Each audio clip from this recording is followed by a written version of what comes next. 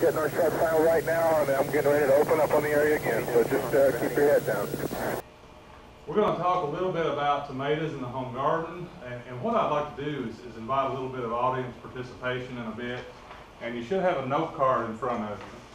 And it seems like everybody has their favorite varieties of tomatoes, whether it's those favorites that they eat or the favorites that they grow. And I'm going to share my 5 favorite tomato varieties a little later.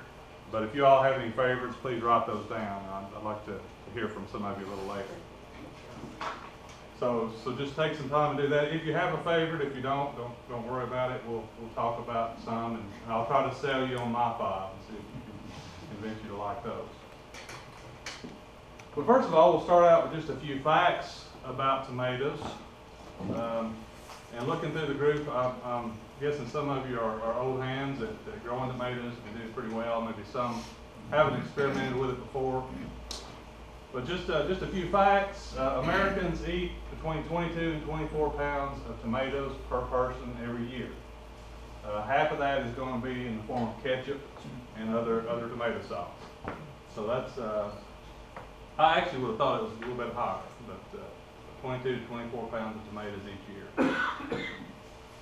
The original tomato is thought to have originated around Peru. It was utilized by the Aztecs. A lot of internet sources that you look at, they say that there are about 7,500 varieties of tomatoes in the world. But according to the USDA, and I'm sure they're counting a lot of different hybrids and so forth, there are 25,000 varieties of tomatoes. So it's more than just the Rutgers, Marglobes, and big boys. There are quite a few different ones on the market. Tomatoes are in the nightshade family, and a lot of those plants are very, very toxic. There's one called the nightshade that's very, very toxic plant, one called the belladonna. Also the peppers, eggplants, potatoes, those are all in the nightshade family. And for that reason, North Americans used to think that tomatoes were toxic. They started growing these. Once these were found in South America, they were cultivated and they were used in landscaping. But it's one of those things, the parents would warn their kids, don't eat that shiny red fruit because that's going to kill you. And there's a lot of legend about how Americans came to embrace tomatoes, and it all centers around 1820. Apparently there was a rich fella who demonstrated in front of a large group that he could eat several pounds of tomatoes and not die. And then according to the legend, from that point on, we began to use tomatoes in our recipes. But I think that's more legend than fact. But somewhere right before the Civil War, Americans began to eat tomatoes, and they stopped thinking of them as being a toxic plant. The species name for tomato is Lycopersicum, and that means wolf peach. And the wolf, it tells you just how toxic people thought it was. They thought this was a deadly plant. Wolf peach. And I found this fact: the heaviest tomato on record weighed 7 pounds and 12 ounces. So that's just a little less than what my kids weighed when they were born. So that's a pretty big tomato. And the largest tomato plant, does anybody know where that is located? It's at the Epcot Center at Disney World, and it's been fed and taken care of for several years. And just you can look that up. It's several thousand pounds of tomatoes that come off of that same plant. And a lot of the garden plants that we use are cool season crops like cabbages and so on, but the tomatoes are a warm season plant. For that reason, it's best not to set them outside until all danger of frost is gone. Now, that's not to say that there are not a lot of tomatoes in the ground in Wise County right now, and I know that's always a challenge. You try to be the first one in the neighborhood to have a ripe tomato, so you set them out in early April, and then you watch the forecast and you cover them with buckets and all that kind of good stuff. It's okay to do a few, but really to be on the safe side, if you want to protect your plants and get a good harvest, I would wait until mid to late May to set those outside. How many of you would confess that you have tomatoes in the garden right now? Okay. And usually I would too. If I had a garden, I would have them out by now, but I try to put the bulk of them out after mid-May. As far as your planting purposes, if you've got a nice healthy plant, you can figure on about 10 to 15 pounds of tomatoes from each plant. And you can get a lot more than that, but that's going to be your average. When you're planting your harvest time, you think about when our first frost is going to be in the fall and back up. Most of these varieties are going to mature in 60 to 90 days. So you can kind of count backwards and figure out the latest possible time you can set your tomatoes out. You could probably get away with some of these varieties with setting the plants out in the garden around the first part of July. But for the most part, you want to have them out in June. The basic recommendation, and tomatoes are one of those things I think we like to overdo. I know I do. I like to get covered up with tomatoes, more tomatoes than I could ever possibly use. But if you just want to really aim, you've got a limited space and you want to aim for a certain number of plants, you want to plan for 3 to 5 plants per person in your household if you're just going to be eating those fresh, if you're not going to be canning or anything like that. If you're going to be canning tomatoes, freezing tomatoes, making tomato juice, then you're going to want to figure about 5 to 10 plants per person. So I've got, there are 5 people in my house. If we want to can tomatoes, we're talking about I need no more than 50 plants. Now, am I going to plant more than that? Probably a lot more than that, but that's just a number to shoot for if you don't want to get too overwhelmed. And it's not a bad thing to get overwhelmed with tomatoes. You have a whole lot of them. It's a pretty good thing to have. Now, for those of you who don't have a favorite tomato variety and you're trying to figure out what kind of tomato to get, or you're looking through the catalogs, one I guess called Totally Tomatoes. I don't know if you're all familiar with that one, but just I guess hundreds of varieties of tomatoes. One of the things you're going to have to determine is if you want an indeterminate tomato or determinate tomato. The difference is the indeterminate varieties are the ones that just keep growing. They keep growing, they keep producing, and they'll do that up to the frost. You'll just keep getting taller and taller plants. They're the ones that they may grow all the way up, over your support systems.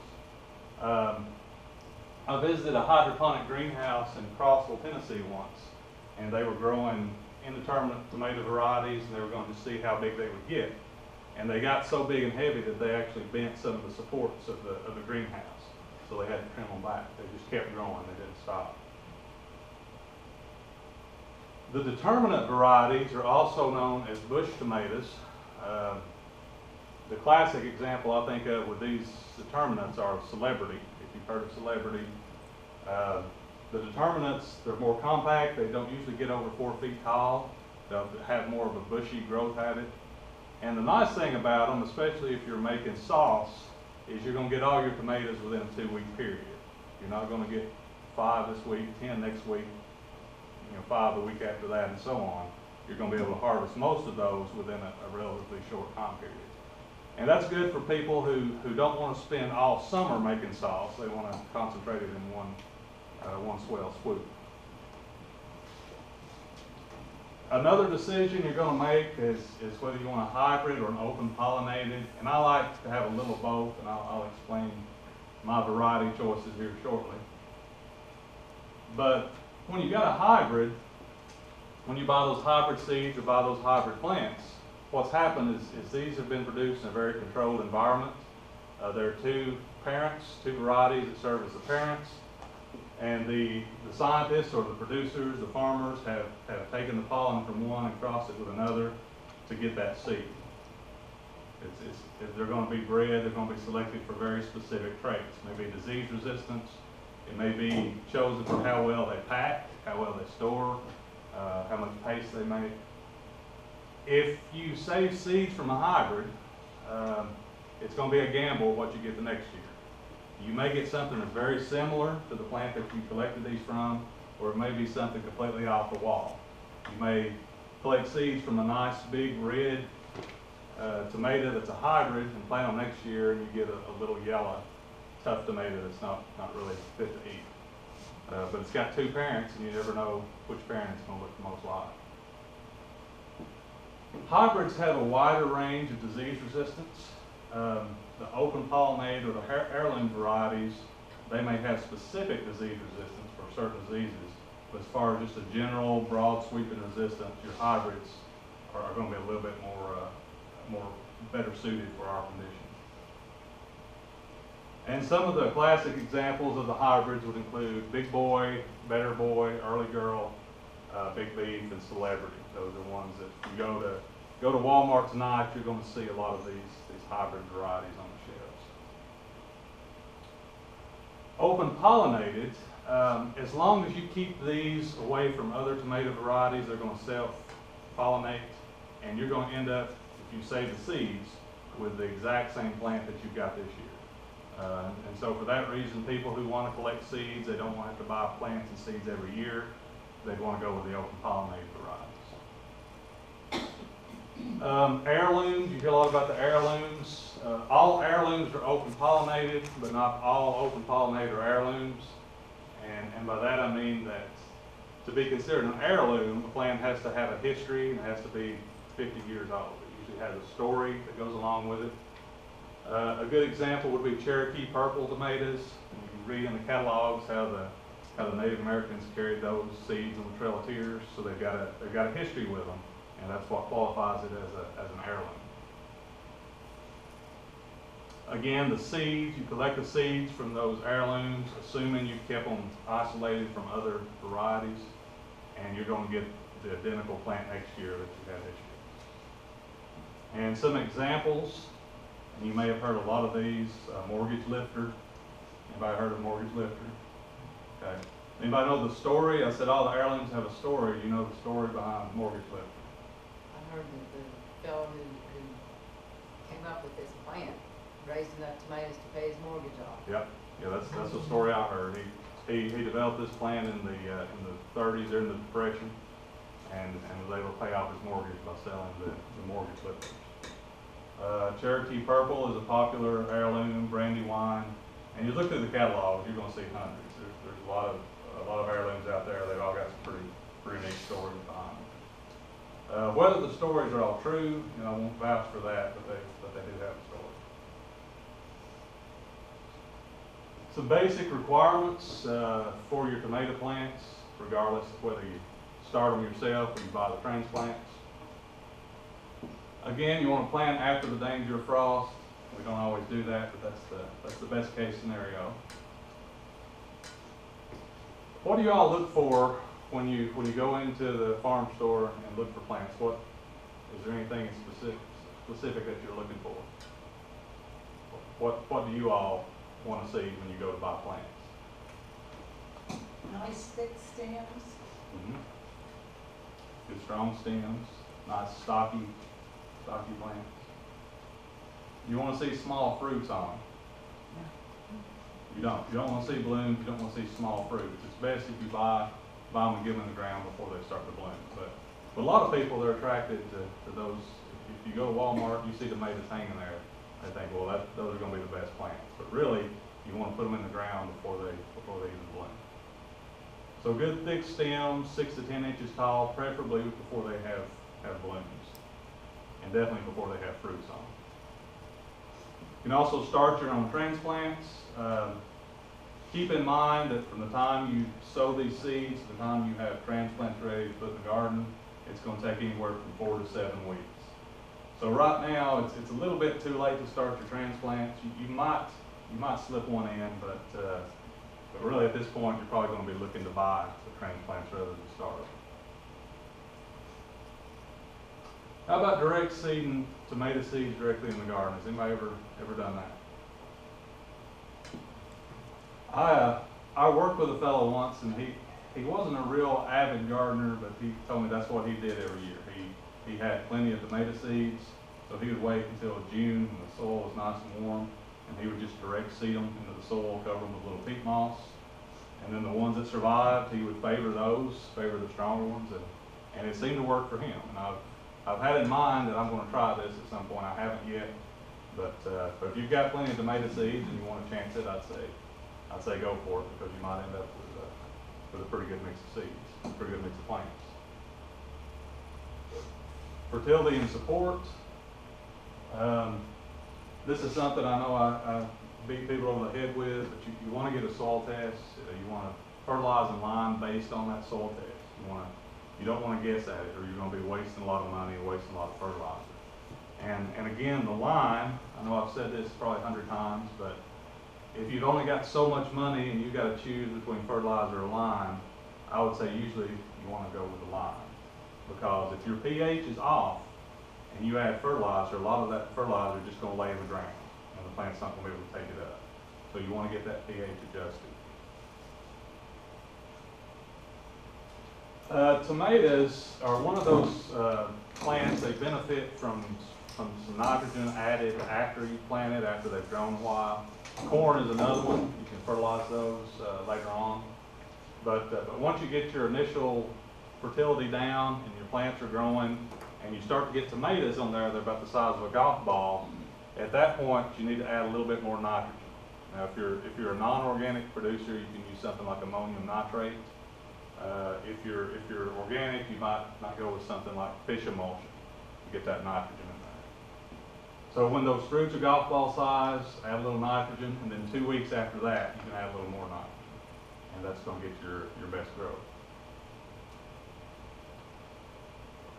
3-foot spacing is what's recommended if you're caging your tomatoes. You're putting them in the big cages, so you give them lots of room to bush out and grow well. If you're staking them like this, what's in the picture, you space those at 18 inches. And I have actually spaced them at a foot before, and it makes just a nice hedge of tomatoes, but 18 inches is what's recommended. You can get them pretty close. And it depends on your space requirements. I guess if you got a very small garden and you're limited on your space, then you're going to want to put them a little tighter together. This is probably the fastest way. If you've got a whole lot of tomatoes, you can do this one of these weave systems. That's going to be a really fast way to stake these. When I was growing up, my grandfather had a pretty large garden, and would put a stick at each plant and had all these pieces of material, and would go out and tie them every day. It was just really a tedious process with all those tomatoes. But if you set up something like this, you can trellis and put these strings up around 100 tomatoes in 20 minutes. It's not going to take you very long at all. And if anybody ever wants to see how this is done, it's a pretty simple process. You can take a piece of pipe about this long that helps you keep tension on your line. You tie off at one end and just go around, wrap your cord around this, wrap your cord around that, and then come back to the other side. And you do that every time it grows a foot or so. And it's going to give you some pretty good support. A very, very fast way to do it.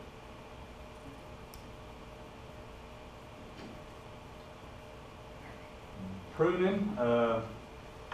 This is something not everybody does, and I think you'll be okay if you don't prune. But if you want to prune, especially your indeterminate varieties, you're going to get a little bit more vigor. The determinate varieties like the Celebrity, you don't want to prune those, except maybe a little in the beginning, some really small suckers. You can take those off. But if you do too much pruning of your determinate varieties, it's going to really reduce your yields.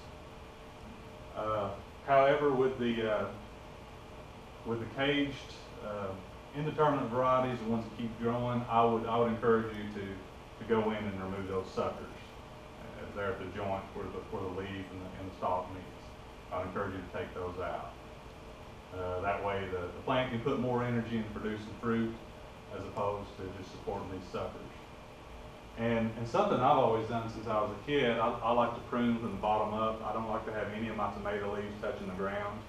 There are some tomatoes that are diseases that are soil-borne, and if they touch the ground, you're going to have more of a likelihood of encountering that particular disease problem. But again, if you don't want to prune, then you're still going to get some production, but you're going to be better off if you do take those suckers out. Now, as far as the favorites, does anybody have one they want to shout out, a particular variety that they've always liked or they like to grow? Sun Gold. Sun Gold. Yeah. That's a pretty good one. That's one of my top 5, as a matter of fact. Anybody else? Pink German. Pink German. Hillbilly. I've had good luck for the last 2 years with the mortgage bill. Got a mortgage lifter? Oxford. Oxford, that's one I hear a lot. Seen it at the farmer's market too. Anything else? Okay, well, I'm gonna tell you my five favorite varieties, and I know gardeners all go through a phase where they like to experiment and try different varieties, different plants. But I think I'm at a point in my life. I turned 40 last year. I think I found my five, and I want to be in a holding pattern. And I think I may change my mind next year, but I think when I'm 80 years old, I'm going to still be sticking with these five varieties. And my very favorite is an heirloom variety. This one's out of West Virginia. It's called Kellogg's Breakfast Tomato. Everybody I've given this to, they've loved it and they've started growing it. But this is our absolute favorite at my house. Good sandwich tomato. They don't keep very long. The flavor is really good, but like a lot of the heirlooms, they don't store for very long periods. So I just usually do a few of these plants, what we can eat fresh at my house. Cherokee Purple I like really well. This is probably our favorite salsa tomato. It's a really juicy one. I have had trouble with this in years where the moisture is real uneven. These crack really easily. Y'all had that problem too? I love them too, but last year I thought, no more. Yeah, because the cracking. Yeah, they're really prone to cracking. They got that nice bruised color. A lot of people don't like that, but I just think that makes it look a little more juicy for some reason, like a steak. And I don't know if I'm pronouncing this right. If there are any Italian scholars, you can correct me, but Principe Borghese, is that how you all would pronounce this? I read about this in a book. It's an Italian variety. It's solely for drying. That's what this variety is for. And it talks about traditionally people would pull the plants up when the tomatoes are ripe, and they'd hang it over the fence and just let it dry in the sun. But what I do is I'll slice them in half and put them on my dehydrator, and then just store these in a Ziploc bag in the refrigerator. And then all winter long, if we make soup or if we make chili, just throw a handful of those in whatever we're making. It really holds flavor well. The sugar really concentrates. It gets a really nice taste to it. I've also got a favorite hybrid. I grow the Big Beef. I talked about the Kellogg's Breakfast Tomato and the Cherokee Purple. We grow just a few for fresh eating. But if we're planning to do any canning, I really like the Big Beef. They produce probably 3 times what my heirloom plants would produce. And they're all uniform, very predictable type fruits, and these are very good for canning. And I've talked to some commercial growers who are really big fans of the Big Beef. That's a hybrid that a lot of people really like. And then is this the same Sungo you were talking about, Sharon? Yes. Very, very sweet. It's a small salad tomato, the orange one. Probably the sweetest one I've run across. Even my kids will eat these out of the garden. They're pretty good. And they produce really well. You got a couple of plants, that's all you're going to need. But you're going to get a bunch of these. But those are my 5. If you don't have any favorites, yes. What was the very first one again? It was called the Kellogg's Breakfast Tomato.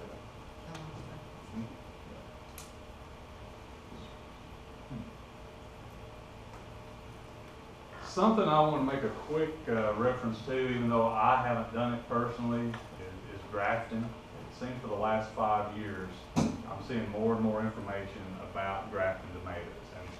And a lot of people are doing this for the same reason you would choose to graft apples, because you have a variety that you want to preserve, that you want to maximize the production of, but you've got a rootstock that's resistant to certain diseases, certain insect pests. So these are several companies that sell rootstock for tomatoes, and you can find their websites, and they've got different rootstock names. You have to contact them and read what the qualifications, what the characteristics of all these rootstocks are. But basically, it's just like with apple varieties. You would take your variety that you want to produce, and you graft it onto one of these rootstocks, and you get all these benefits. Another reason that people are looking at doing grafting of tomato plants is because inside high tunnels, if you know what a high tunnel is, just an unheated greenhouse, where they've added fertilizer year after year after year, and there hasn't been any rain or snow, they get high concentrations of salts in the soil. And I've seen photographs. I tried to find it for this presentation, but I don't know where I put it. But somebody had taken a picture of inside a high tunnel where they had an addition added on in fresh soil, and the plants where the salt concentration was really high, they were about half the size of the ones where that had grown tomatoes before. So there are certain root stocks that can tolerate those high salts that you find in high tunnels a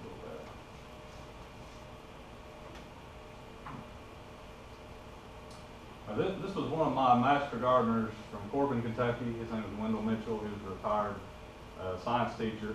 He always taught the fertility part of the master gardener program, and he grew one of the best gardens that I've ever run across. And he had some very strong opinions on how to grow tomatoes, and it seemed to work for him. But one of those things was he liked to add a 1/4 teaspoon of Epsom salts to each planting hole. Does anybody know what nutrient we're adding to the soil if we add Epsom salt? Magnesium. Yes. So yeah, it is magnesium sulfate, what Epsom salts are. And the magnesium is what provides the sweet flavor for your tomatoes. So he really emphasized putting a 1/4 teaspoon of Epsom salts in each planting hole. Now, I wouldn't go overboard with that. I think that's probably a good level to stick with. But 1/4 teaspoon of Epsom salt should have some good results. And he also advocated planting your tomatoes with a post hole digger. He'd like to make a big hole, and he'd put a tall plant all the way in the ground and just the top leaves stuck out. And what's going to happen is all that plant that's below ground is going to root. It's going to develop roots. And the deeper the root is, if we have drought, the better off that plant's going to be. It's going to be able to reach down and get some of that low moisture. And if you don't have a post hole digger, or if you've got kind of rocky soil, another way you can do the same thing is you can make a trench and lay your tomatoes in the trench and just turn up the end and cover the rest of it, and you'll get the same kind of result. I don't ever want to be leaving you. Tango Papa, I've got your smoke. Where do you want the fire brought?